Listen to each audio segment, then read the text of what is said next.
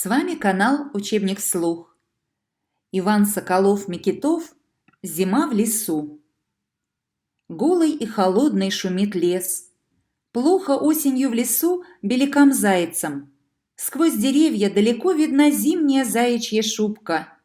Пушистым снегом накрылись деревья, побелели лесные полянки. Обрадовались белики-зайцы. Теперь никто не увидит их белую зимнюю шубку.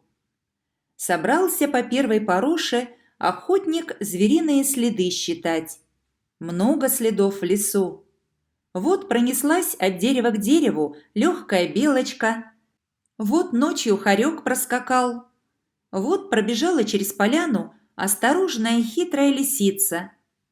Идет охотник по лесу. Где тетерева спугнет, где белку подстрелит. Под большой толстой корягой нашел он медвежью берлогу. Лучше всех в лесу лежебоки медведю. С осени приготовил запасливый Мишка берлогу.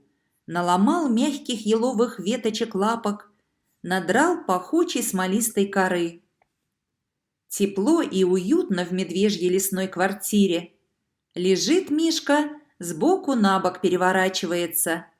Не слышно ему, как подошел к берлоге осторожный охотник.